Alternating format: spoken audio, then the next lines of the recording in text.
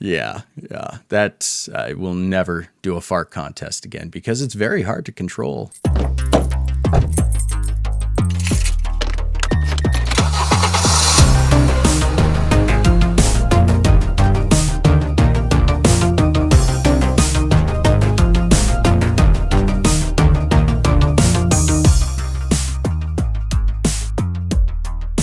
All right, I am Benjamin Wiesinger. Was lead singer for Little Devious Me and the Cunning Stunts. Did a short stint as the lead singer of 3 Days of Darkness. And here to talk about my first car, an 84 Honda Accord. Very much enjoyed it. So I guess just kind of get into it, huh? Just start talking about this sucker. All right. Introducing the new Honda Accord hatchback. We can't show you the power of its new engine. We can't show you the feel of its new contoured bucket seats. We can't show you the tightness of its new suspension. But you'll know it when you see it.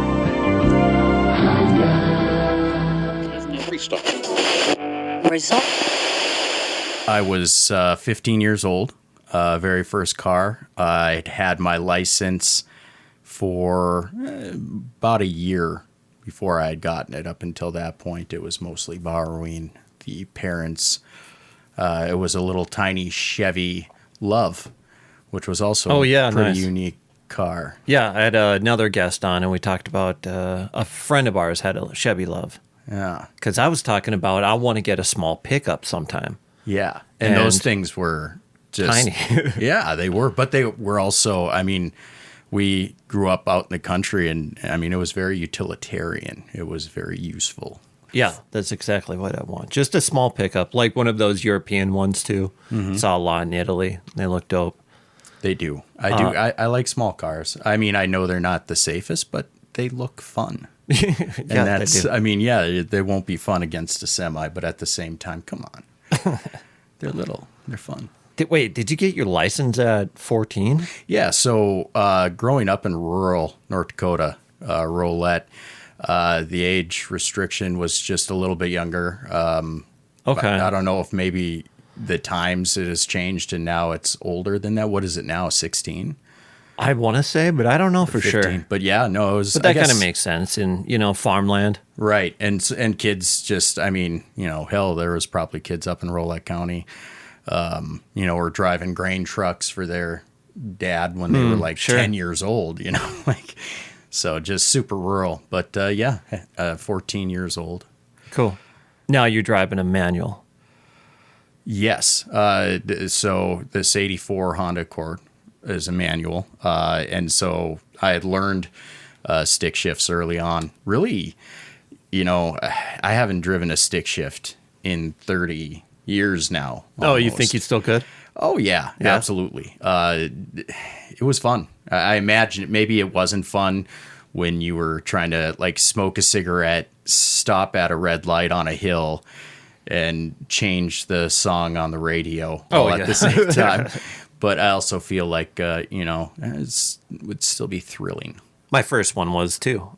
It was an 88 vehicle, Beretta. Because my current's a Subaru with, automatic everything. It even tells me if I cross a yellow line, which is nice. Oh, shit. Okay. It's got a heat seater. I'd never had that feature before. Now I have to have it. Although, any longer than 20 minutes and your nuts start to feel like popcorn kernels, like they're ready to pop. And do they ever? I mean, I've heard the noise. Thankfully, I think it was unrelated. Oh, okay. To my testicles. Yeah, just your engine or something. It was right. You're like, oh, thank God. Yeah. Oh, God. Okay. 1, 2, 3. Perfect. Still all there. I had purchased this car. Me and my father actually took a special trip to Minnesota. It was previously owned by my grandmother, Winifred. And a fun story about my grandma Winifred is during World War II, she lived in London. And as the Nazis were bombing residential buildings, she had actually gotten stuck underneath a burning beam. Holy shit. Yeah, and my grandpa, he was in the U.S. Army. He had hurt her, found her, rescued her, ended up bringing her back to the States and marrying her. Wow. Yeah. Unfortunately, he ended up kind of liking to drink a lot, and so my dad was pretty much the head of the household when he was like 9 years old. I remember my dad telling me stories. Yeah, he would, at 7 years old, my dad would be sitting in a car while his dad was in the bar, sometimes 12, 13 hours. And I was like, what? That's nuts. But also another thing that I found out when I was about 10 years old is that, being stuck in that burning building underneath that beam had actually disfigured her for life. And so I came out to get a drink one night, and she happened to be in the kitchen, and it was very shocking when I found out that, she had a lot of extensive burns. Really? On her face and everything. And yeah, it was, so interesting story. All right, it started off very romantic and just went dark and then sad. It got super dark. Jesus but I mean, that's Christ. just the way of life, I was going to say, she must have been pretty hot with a name like Winifred.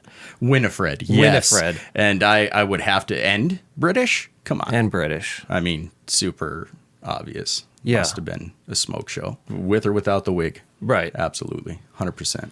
I would imagine.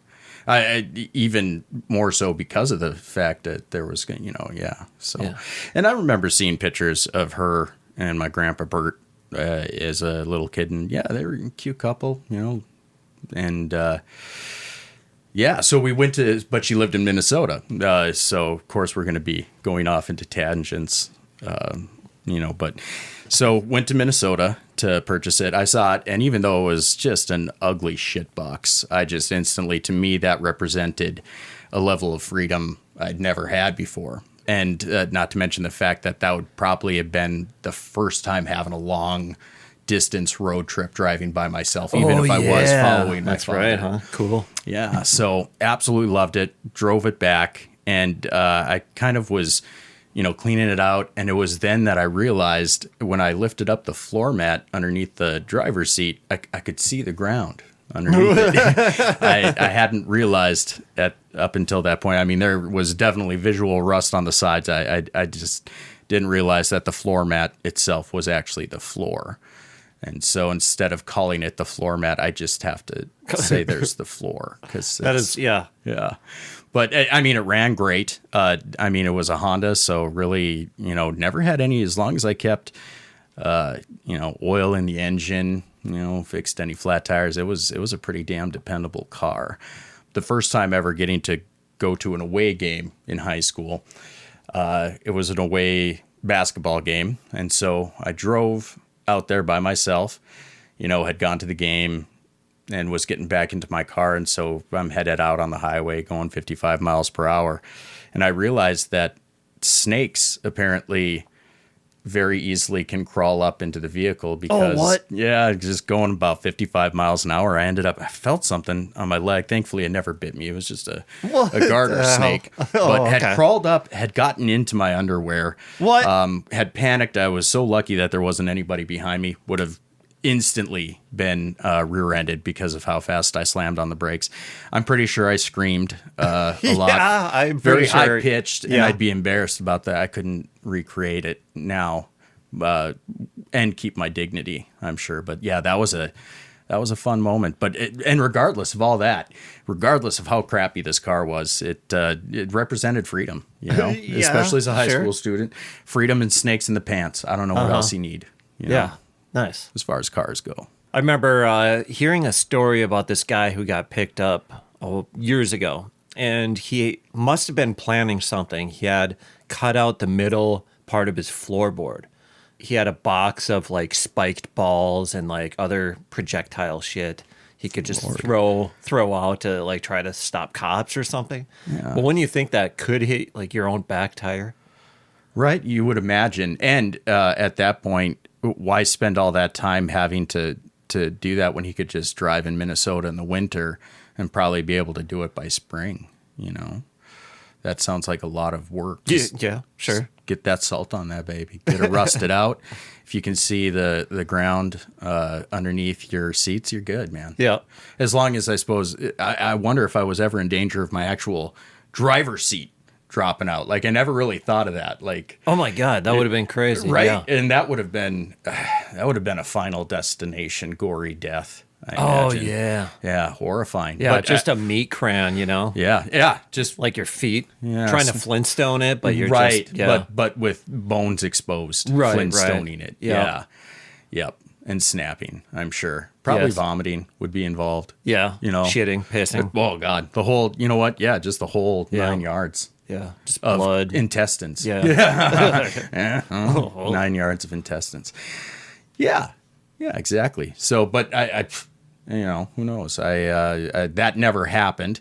And as far as I can recollect, I'm trying to think of what happened to it. I don't know if the engine finally blew on it, probably because of me being an asshat, or I don't remember what the hell actually happened to the vehicle. The only car that I ever had that I actually regret not having anymore was it was like an 89 Jeep Grand Cherokee limited edition, all leather, all electric. I mean, this thing was, it was great. And then it wasn't me. I can't remember what jackass ended up blowing up the engine. And at that point, it went right to the dump, which sucked. And so that's the only car that I can recall where it was like I was bummed out. I lost it. I don't really remember what's happened to a lot of the other cars that I've had. They just came and went. Yeah. Well, and what's funny is No attachment.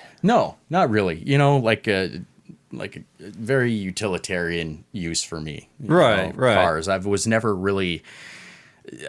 a car guy. I cared about the systems in it. Like even in that crappy green shit box, I had Rockford Fosgate, like 2 12-inch subwoofers. And so for, the small town that I grew up, Blaupunk CD player, which apparently was pretty cool in the late 90s, mid to late 90s. And it had the little blue button on it, nice little feature. Alpine 6x9s in the door. And so, amazing system. And so to me, it was about the freedom, being able to get to A to B, but I was also musically inclined. And so that I just loved that in the system. I have ridden with you multiple times. We used to hang out back in the day all the time. Yes. Being in your car, you listen to your music loud. I do. Which is cool. I appreciate it. I I'm like deaf loud now music. because of it, but yes. Same. 100%. But we could never have a conversation. Like while riding together. Like you would kind of yell over the music. Yeah. Or maybe turn it down a third of the way and then yell and then turn it back up. But most of the time it was just, I could believe that. I can actually picture that happening in my mind, where we'll turn it down, take care of business, and then at this point I'm just going to start assaulting you with Blind Melon again, or whatever it was at the time. I listened to Incubus a lot at that, Yeah, But give me a soundtrack of, I guess that was that time. You would have, we would have hung out. We would have been hanging out when I had that beautiful white 89 Grand Cherokee limited edition. Do you remember it at all? I can't recall. So Sublime, I would have been blasting Sublime a lot, probably in your face as well. Yeah. Melting your face with that. And then subs in the back too. Yep, I did.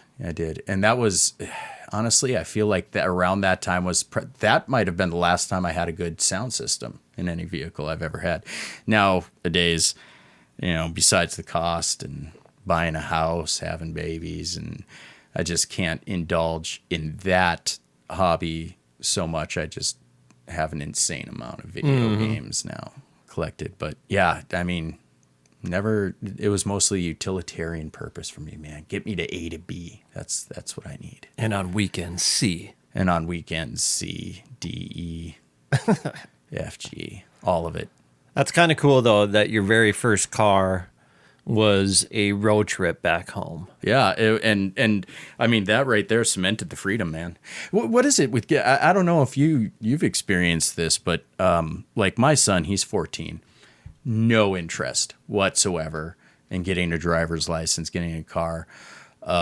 my nephew, he's a little bit older, and I mean, understandably, he is in Minneapolis, and so that's probably not the most ideal place to learn, driving, getting your driver's license, but it seems like that sort of aspect of that freedom just isn't really there anymore. Yeah, you're right. You don't see kids like, this is my first car. But I was kind of like that too growing up. I got mine when I was 20. Oh, okay. I still drove in high school, and my sister's car, my mom's car, my friend's car. I never got my license probably because I wasn't pushed, and I wasn't...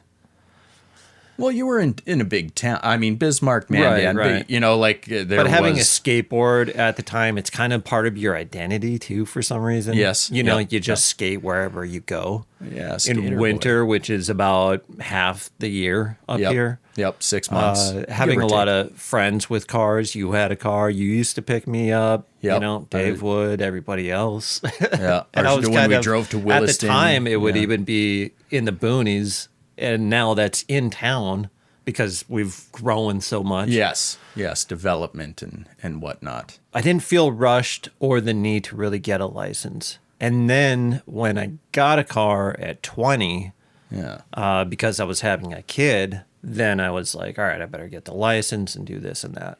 And which you did. Yeah. You and maybe it's because I was 20 where it didn't take me very long, got it on the first time. Is there a certain age that you hit where you no longer need to have people like your trainer's permit, or did you still have to get the learner's permit? Yeah, I forgot who was on. Because when you're 20 years old and you're like, what the hell? So I got to find somebody that's going to sit in my car with me. And like that almost seems ridiculous. It's like having a babysitter when you're 32 years old that babysits you. Yeah, I think it was 18, somebody said. So I don't recall if I had to go through that or not. I must not have, right? Interesting. Or like you just do the permit and you just have it for a few weeks or something. And or you can just lie and be like, hey, this guy, Telly Savalas, he was with me. He drove with me. And you don't need his ID. Who? He's obviously Telly Savalas. Oh yeah, Telly. Sure. Yeah, Telly. Yeah. What's his face from the Publishers Clearinghouse? It don't matter who you put. I feel like how could they really follow up with that? Because, when you're... Who knows? But it's a fun thought. Mm-hmm. We should really push to make a law to where no matter what age you are, you have to get your learner's permit and have somebody like sit there with you. Why not? I mean, we're always making pointless laws. Yeah, it'd be fun. And then in this case, it'll literally just be like, we're fucking around. We're just kidding about it. But it's still a law, but it's for fun. I say forest green, and that's as if to pretend I know anything about colors. It was a dark green, a little sparkly. Well, I should say it was dark green, and then like the bottom half was just rust red. So it was very rusty. That car was probably underneath the paint 80% rust. When did you move to Bismarck? Oh, man. Well, let's see here. I graduated 2000, and I believe that summer I had moved up. And so since 2000, my God, almost a quarter of a century I've been here in Bismarck. Yeah, sometime after that we met then. Yep, it was almost right away. I started working with Dave. Yeah. At Sloppy Joe Pizzas. Yep. And then we started hanging out, brought me over to your place. Yeah. I had a different roommate at the time, and then she moved out. I needed a place to live. You guys had a spare basement room. Yes. And lived I just at moved the in 6th that Street with the house. spiders, yeah. Yeah, with the black there I saw at least 2 black widow corpses. Yeah, that's in that awesome. basement. So that's cool. Thank you. You bet. That's, you know what? You're welcome, because all I had was a mattress. The only problem is they don't like people or being around things, so they generally will be in places. But the problem with that is I remember when the cops had showed up that one time and we all hid, like we all went into the basement and immediately went into the most never gone into horrific. I'm surprised nobody was bitten by a black widow when that happened, or why specifically that basement itself. I feel like you'd almost have to take a black widow and bring it there and let it loose in your basement to have like black widows in the middle of Bismarck, man. Dan, maybe I'm wrong, but it seems odd that there was black widows in that basement. That was a cool house, though. It was fun. It was. I like the. Do you The remember first the time room with 4 doors? Yeah. It was literally a hallway, but then every single door that went into that hallway all had doors, and so you could close them, and it would literally create a 5th room. Yeah, I know. It was. We hung out there. We did. Yeah. Yes. Oh boy, did we ever. The first time I came over to your house, you guys only had candles. There was no power. That's right. What was the deal with that? Well, I tell you, so Dave, I was living with Dave for a couple of weeks, at which point I had gone to a house party. And this house party, it was Tim Rouse and Corey, Ira's little brother. Yeah. They lived there. And so I went there and I got super fucking drunk. I'm not much of a drinker, and so it doesn't take much to get me drunk. But I got just wasted. And then I woke up the next morning and they started calling me roomie. And so apparently I had become a roommate. While you were blackout. Right, drunk. yeah. And so I woke up and I was a roommate. I had paid deposit and what the hell? Yeah. And so I was like, fuck yeah, because I really was looking for a place. Yeah. And so that was how it turned out. And then, it was interesting because, growing up in a small town and then literally moving into a party house, that was quite a change, and it was very fun, you know. A lot of, constant people there. There was always constantly. The door was just open. Yeah. People were coming and going all the time. All the time. And it wasn't like a sleazy drug den either. It was literally just people would come over and party. And just through the wonderful partying, people would just, I think, really ended up loving the place, even though there was no interior decorating to speak of. I feel like cardboard was almost a theme for the interior. Cardboard is the theme, yeah. I think you're right. Yeah, and, but damn it, a lot of fun. Mm-hmm. A lot of fun. Going back, there was no power in the house. Why? Right, oh yeah. Apparently nobody had paid the electrical bill. And so I thought, okay, that checks out. The result of that was, I suppose, it's no a party power house for you. Yeah, power trip that these power companies go on, man. And since it was summer, I'm assuming, because they can't. I know that there's a law they can't shut out. So it was in the summer. Yeah. And I think at that point we were like, you know what, fuck it. We're just we'll roll with this. The interior is horrific. We'll just throw some candles on, and instantly it was cozier and looked lovelier. And by lovelier, I mean just so much less was able to be seen with just candles. And so that really worked from a decorating perspective, really worked in our favor a great deal. I'm pretty sure Papa John pizza boxes were piling up in the corners. Well, if you were awake during the daytime, it's like, that's on you, man. Well, who worked at Papa John's? Nobody. I think that was just Are you kidding me? Favorite man, pizza I thought brand. it was somebody bringing pizza home all the time. Somebody was, but I thought somebody worked Wasn't there. that Dave from your Sloppy Joe Pizzas or whatever? He was able to take, weren't you guys able to take home whatever pizzas weren't sold at the end of the day? Or?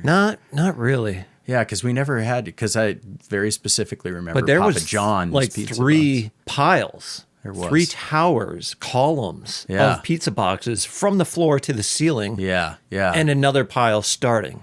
God. It was insane. It couldn't have been. I don't remember anybody working. So I guess that was just, that was our supper. Must have been, or something. Breakfast, lunch, and dinner. Yeah. Obviously. Well, it would end up being that, which is awesome. Right. And Papa John's pizza, out of all pizza, I would say, I really enjoyed it cold. I had no problem. As long as he had that butter garlic sauce, I wasn't going to be fussy. No, we were not fussy back then. That's for sure. No, we were pretty fucking cool. There was a time where we were attempting to film a cable access show. Yes. We never aired it. Never did. Wait, didn't we? I think maybe an episode or two, Yeah. but Yes. I don't remember what happened with it. But there was a time. That was the number jammer session. Yeah, I was going to get to that. We were in the basement making calls to people. I don't trying for some entertainment. Yeah, we were literally trying to be the assy nipples on the Jerky Boys. Yeah, and really get a good. Yeah, because yeah. And for some reason you just kind of lost it and hit the phone. Yeah, basically the whole point of the number jammer was you took your hand and you just jammed it onto the keypad, and until it rings or gives you a beep, which it did. It did. In this started case, ringing, and you were like, "Oh, yep, 911. What's your emergency?" And then you just hung up right and then away. we just hang up, and then instantly, and it was funny because we literally were leaving. Yes, to go get a Papa John's pizza. That's right. We called so late. They're like, you know what, man? We can't deliver it, but if you can come and pick it up, we'll give it to you for free. Yeah. And we were like, hell yeah. Yeah. Then we all get upstairs and get ready. We open the front door, and there's a cop right there. Yeah. And he's like, somebody called 911, and I'm like, well, no. And I'm pretty sure that our tact at handling it at that point was terrible. Yeah. They had confiscated a 6-foot bong. Oh yeah, they came inside and they saw somebody had a pipe sitting out on the coffee table. Yep. Yeah. And then it was all over at that point. But what was funny, they recovered probably 50 to 60 pipes, but they didn't. We didn't have weed at the time. I mean, that's funny. It is. They were impressed. I was impressed. That's I'm right. sitting Well, in it this was chair the Pinocchio watching. bong that David. It was originally a Pinocchio piggy bank, and we're talking sturdy like 1950s Pinocchio sturdy piggy bank, and he had just done some wild stuff to it, and it made it look. Because where the mouthpiece was, when you put your mouth there, the way that Pinocchio's eyes had already been set on the piggy bank, it was looking up at you. And he had made it, he was sitting in a chair, and David had made it so it looked like he was sitting in his chair holding his bowl, and it was absolutely, and that was the one that had impressed the cops the most, because I mean at that point I was shocked that David had decided, because he could have gone into getting a wild, insane like pipe business. He could have created the world's most unique pipes and bongs. I said this to somebody else too about potheads being so goddamn innovative, right? Creative. Yep. And if you could harness that toward other things than weed, right? And technically, I feel like that right there should be the equivalent of an engineering degree. Yes. And right? I feel, because I remember somebody being like, "Well, they didn't get all the pieces." And then you unscrewed like the table leg from the coffee table. That's and right. That was like the a pipe. Coffee table leg was a pipe. That was insane. Oh man. So yeah, that was the first time living away from home, and I think we just really leaned into it. We decided to just fucking go with it. And you know what? No regrets, man. Mm-hmm. No regrets at all. Wonderful experience. Don't miss that life, I mean, that crazy, it almost, I mean, you have to be young to live a life like that, because I mean, people are coming and going all the time, late nights, many nights no sleep, and right. Not being meth heads, we were not absolutely no to anything but weed at the time, but and also just having to, now I am so happy being at home. I'm so old and just got a newborn daughter. She's 8 months, turned 8 months on the 15th here. And, just really enjoying I can't say slower life, because it's not slower, but it's a little more meaningful. Yeah. And, definitely not as fun. There's no, I haven't, we don't have a table leg fashioned with which to smoke marijuana with anymore. Right. But even if we don't, I feel like that would be fun. It's still fun to look back on it, but yeah, crazy. Boy, I remember, now this is fun for me. I remember that your common greeting for the longest time at the beginning of Little Devious Me, regardless of who said hello to you, you would spit on them. I spit on a few people back then. You were yes. a spitter. Yep, I was a spitter and a shitter. And I wasn't a shitter. I didn't shit on anybody. Well, I mean, I feel like you might have pooped in private more than once. I was one of those, I'm going to go home because I got to poop. Yeah, I don't poop in public places if I can help it. Yeah, if I can help it. Yeah. If I can help it. Yeah. But I had to get over that at some point, I still have. There's certain stores that just like, they have a smell and they make you want to poop. For some people, it's like a thrift store. For me, it was, what's that one that's closing down? Big Lots. Big Lots. So this is a new phenomenon to me. Store smells making you want to poop. Okay. So I'm on my own here, maybe. Well, I'll tell you what, though, you're never alone. This is an amazing new possible conspiracy theory that can be looked into, and I myself am going to be very hyper aware of my bowel needs. If you're listening right now next time you also experience smells that make you want to poop, call us at 1-800-995-3286. That's got poop. I should have spelled out it's poop. It's with poop. numbers. Yeah, it's poop. Whatever that phone is. My favorite, that's funny because that ties into my favorite graffiti I've ever seen in the Bismarck-Mandan area. Over in South Mandan, there was a bridge that you have to go under to get through a marina, and in big letters underneath the bridge it said "poop or die." And I thought to myself, I love it. It's bold. It's but it's also factual. Because if you don't poop, eventually you do die from not pooping. And so it was inspiring, to be honest. I was inspired, and it didn't make me want to poop, however, but inspiring. Yes. It. Good stuff. Yeah, good. Yeah, good stuff. I would hate public transportation so much. I don't think I would like it. Yeah. I just don't like people. No, I don't either. And then you're crammed in there with them. And then there's going to be eye contact. Yes. I'm going to make it awkward as fuck. Yeah. What do you do when you fart really loudly? I don't have my animals there to blame that on. I had my headphones in a while back, and I was in a grocery store. Yeah. There was a lady at the other end of an aisle. There's some distance in between us. I'm listening to my music at a decent volume, and I feel a fart come on, and I think it's a little one, so I just kind of let it out. Yeah. But I don't hear it. And I see the lady at the end of the aisle turn and look at me. And I'm like, oh, no. That's great. I mean, I remember I was with an ex-girlfriend in Walmart, and the fart that I ripped was an affront to all things holy and right. It was literally like a 3-second long fart, and That's good. At the end, it even went up like a question, like I was questioning something, and so. And thinking I totally got away with it, right? And girlfriend is like, "What the fuck?" I think she was shocked. Yeah, I was so proud. It was like that scratched an itch for me in my intestines. It was incredible.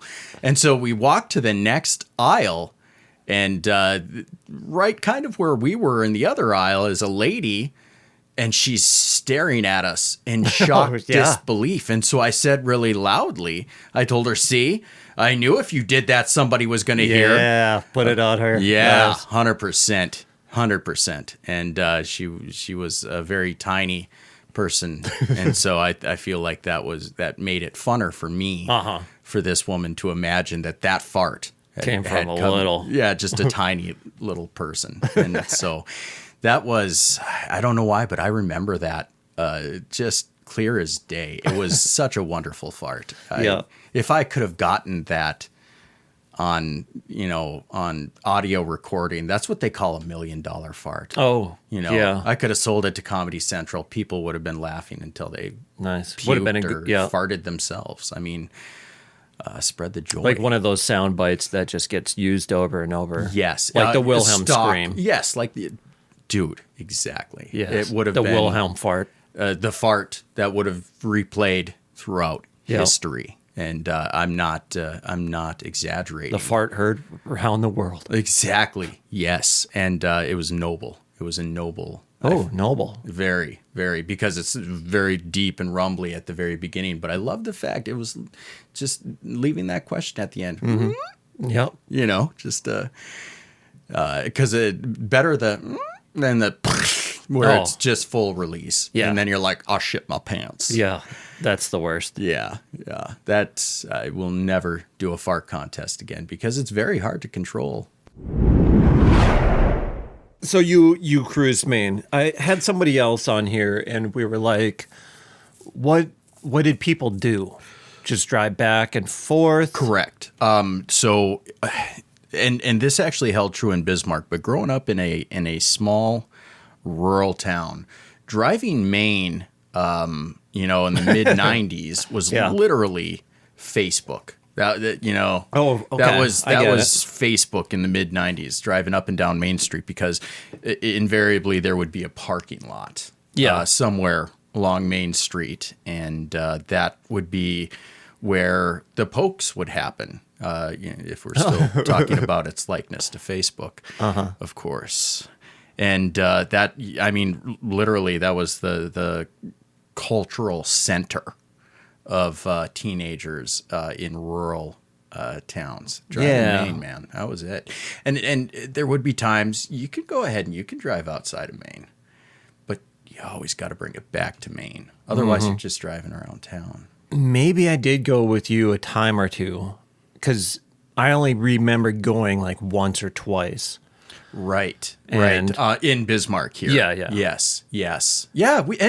So I remember there was a parking lot that's still there, the parking lot next to McDonald's, that when we first moved down here, so that would have been probably 2001, 2002 when we were driving up and down Main Street together. And at that time, you would have huge amounts of the little fast sporty cars, some would call them rice burners or whatever the case. I don't know what that means, but they'd be fast little car. And so all of these would be lined up in the McDonald's parking lot on the south side. So, it was also, that was like crazy. There'd be a lot of fights.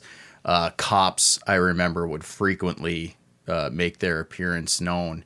And so that was the one difference between Bismarck and, Rolette, where I grew up, was there, I felt no need to actually park anywhere, because we're relative unknowns. It was more, the matter of cruising for chicks, and that was, and obviously it was an abysmal failure. I was going to say, like, I can't imagine that really working out too well, but just hanging out the window and yelling. But how else did you meet? What's funny is I do know several people, especially at that time, that was how they met, was cruising Main Street. Now, maybe they decided to partake in this horrific act of parking in a parking lot and interacting with their fellow humans. Yeah. But I do actually know people that literally met cruising Maine. So, that's funny. Yeah. And I would love to hear, other people's experiences on, like, if they were growing up, especially in smaller towns, like that literally was the only entertainment you'd have in a small town besides your sports events and occasional street dances. And street dances, man. Oh, love small town street dances. I do too. There's just something that's fun about it. Yeah. Hey, we're in the streets dancing hedonistically. Look at us dancing. Cars were driving here just hours ago, but now, us dancing. To the Here Comes Pride in the Backstreet country, obviously, but still Yeah. very enjoyable. Yeah. Always country and then sometimes rap. Yes, which It's mid weird. '90s that was it Yeah. was kitschy, Yeah. like Nothing But Trouble with Dan Aykroyd and John Candy, and they had Humpty was in it. Oh, yeah. Yeah. Tupac was in that band. He's in that scene. Yes, Yeah. he was. Odd. What the hell? Yeah. Yeah. So, I mean, that was the, loved it. It was good stuff. Yeah, it was, and it would really jolt you out of it at that point. Every now and then, I guess, depending on the town, I do remember there was a town, Almont, maybe, and they had a lot of hair rock. It was actually the first one where there was very little country, absolutely no rap, and just blasting your face with hair rock, which, I mean, I myself was never a fan. My older sister, a lot of her friends or like her boyfriends at the time, they would listen to hair rock, and I thought, that's about all I can say about that. Just a big sigh, like, don't make me. Yeah. With the exception of Saigon Kick, they were fun. Maybe they weren't that fun. I don't remember. But they weren't technically hair rock either. But maybe they were glam alternative, because then towards the end of the '90s, music genres didn't mean anything anyway. They could have just made up words, and they're like, yeah, that's what that genre is. Foopty holes, like nobody knows. I forgot what we were talking about. Cruising Maine, man. Cruising Maine. Cruising Maine. Yeah, Jesus. Getting out there, cruising the Maine. Small town, you'd always freeze when the cops would be. I remember there was many times, can't remember the name of him, but he was just a super cool cop, and he'd never bust anybody for drinking unless they were really intoxicated. Most of the time, he'd probably just take their beer and bring it back. But Yeah, we had a cop do that to us once. Yeah. Pulled us over after a show. We were on our way home, I think from Minot. was I involved in this one? No. A different band I was in at the time. He just took all our cigarettes and the booze and let us go. He recognized us from another show he did security at X-Fest. A lot of it cops was. moonlight as security for events. So that was pretty dope. He was cool. Yeah. I mean, there's great cops out there. A lot of buttheads. Yeah. But some really great ones. Cruising Maine. Besides the street dances, Cruising Maine, every now and then if you'd have like a town hall dance, or I don't know of any, but those small town events like centennials and shit, that's just fun as hell. Just fun as hell. Even when at Buckstop Junction here, I love it when they have their little Apple Fest. Oh, yeah. It sounds so corny, but I know. it's so much fun. Yeah. It's ridiculous. It's ridiculous that I have become a person who's like, an Apple Fest? You're fucking right. Absolutely. I will Apple Fest the fuck out of it. Yeah. I confess I love Apple Fest. And, I mean, that's when like you've turned a corner in your life where it's like, those are the things like Papa's Pumpkin Patch. Look forward to it every year, man. Generally, it's absolutely awful outside at that time, depending, if you can get in there early and still get some nice dark orange late evening days out there. But for the most part, it's cold as shit by the time you get out there. And it's just this wind, because we're North Dakota, and that's a thing. Yeah. And Mother Nature here, she's just got bipolar disorder. Yeah, she does. It's like last 3 days, 38 degrees, shit's melting. Oh, it was in the 40s. And then today it's like, no, just fucking kidding. Yeah. And then it'll be negative 40. Yeah. So that's always fun. I think we can all agree that we enjoy that. Yeah, we all enjoy that. Yeah. So Cruising Maine and all of that good jazz. As far as anything else, what I also loved is I've always been a night driver. I love driving at night. And I know a lot of people, especially as they get older, they develop night blindness. That's a thing. And I love night driving. I understand there's risks involved with wildlife and such. Probably serial killer hitchhikers like to, I would imagine they're probably out far more at night during the day. And I feel like if you just don't pick them up, you're going to be okay for the most part. I mean, I could be wrong, but I feel like that's a pretty safe bet just not to pick them up, and then you're good. So driving at night, I'm all about that action. That's good stuff. Yeah. Are you a night blindness? I mean, even you know what sucks is when you're driving all day into night. You know, when it gets dark real fast, because by then your eyes are already it's tired hard to from adjust. 12 hours. Yeah. It takes a minute, but or you drive through a particularly bright town or something, and then you're left with not too bad. I don't have stigmatism or anything. Yeah. Stigmatism. I don't have any stigmas. That's good. That's good. I do love driving now. Yeah. I didn't used to, but now. What's your last road trip you've taken? Well, we went through Wyoming, South Dakota this summer. I been going to Winnipeg often. We've done... Oh, driving? Yeah. So they let you pass the border with those glasses. Son of a bitch. They're not saying... you're a clone of Buddy Holly, and we don't allow clones in Canada, they would have said. Maybe. And then you could have just sang a song at them and then just gone through anyway. Yeah. I like it.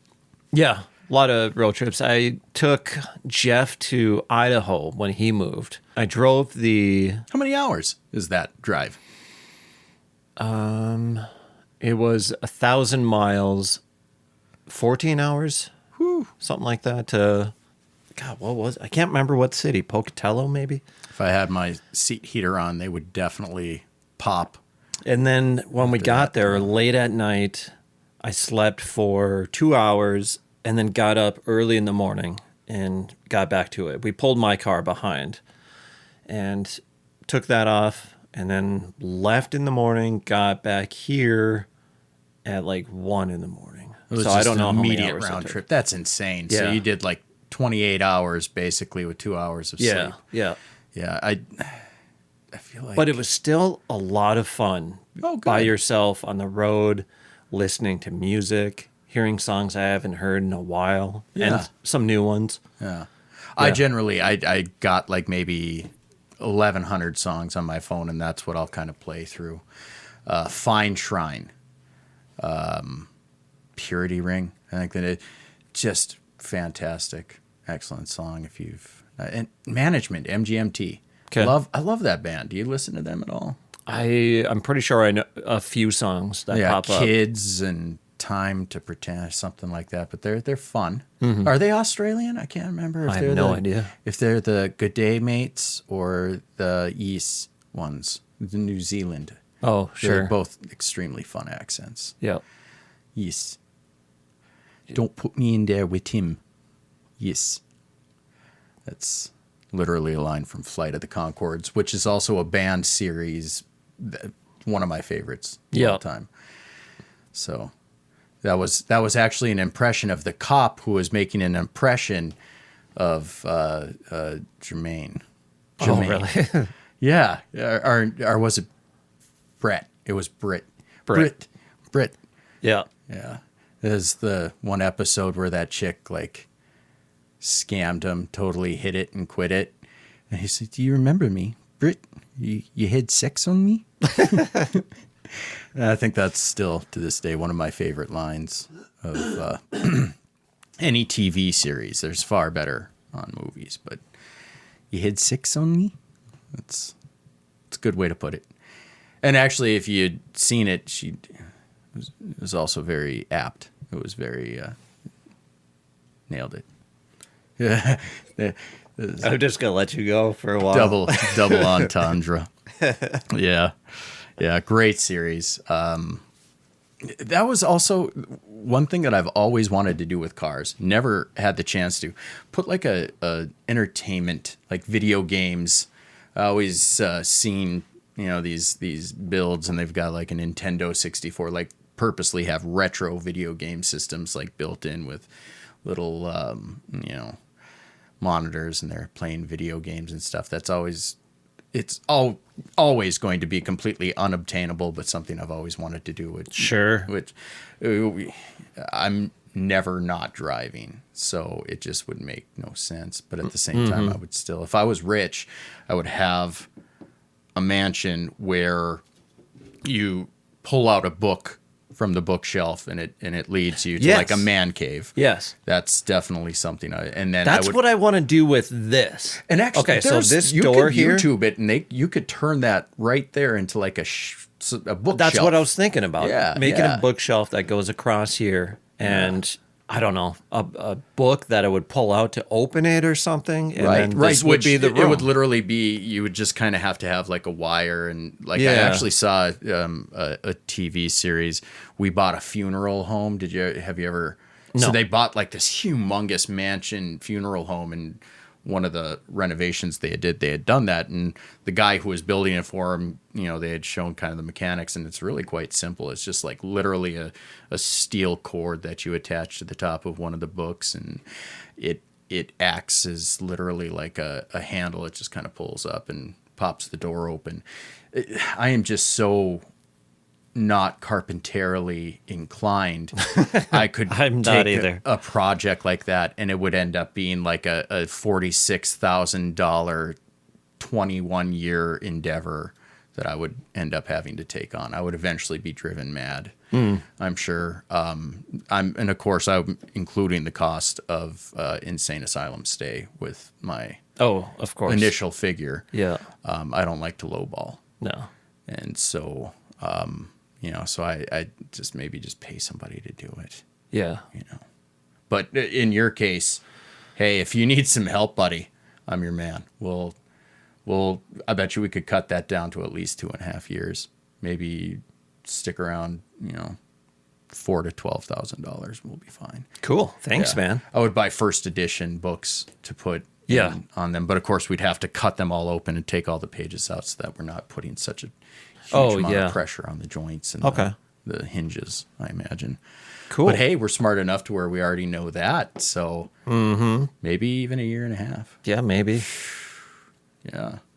Cool. All right. I love it. Okay. This has been my first car, contractor edition. Yeah. Any advice you want to give to anybody getting their first car? I say get the shittiest, cheapest shit box you can get and just use the hell out of it. And then that way, when you're at a period in your life, I'd say never put yourself in financial, don't put yourself in financial shit for your first car. First car should be simple, cheap, safe. For my son, he's 14, going on 15 here this spring in a couple of months. And I'm very much for buying like an older 1980s heavier body style car. I know they take a lot more gas. Thing is, though, is we still got a lot of mechanics that work on those. There's less electrical parts to it. And they were made out of metal.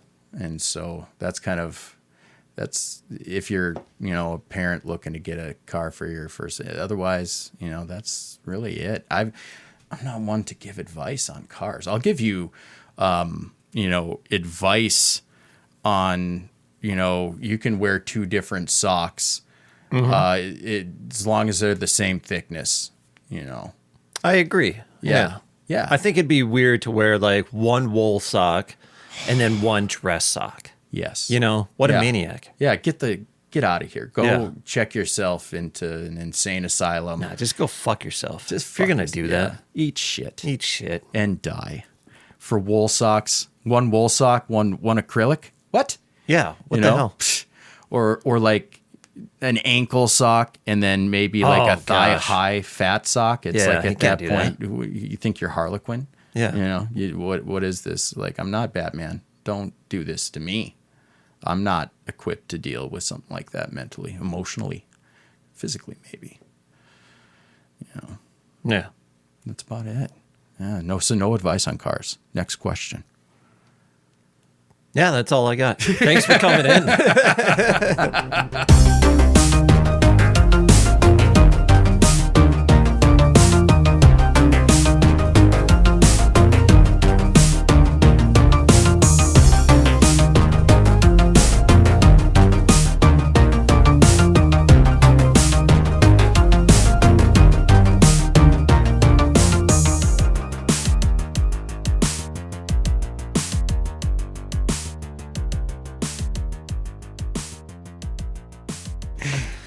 right. It was good to see you, man. No, it was good being here. Good seeing you, and I wish you many more fruitful and wonderful episodes filled with love and cheer and things that are positive, affirmational, and fuzzy.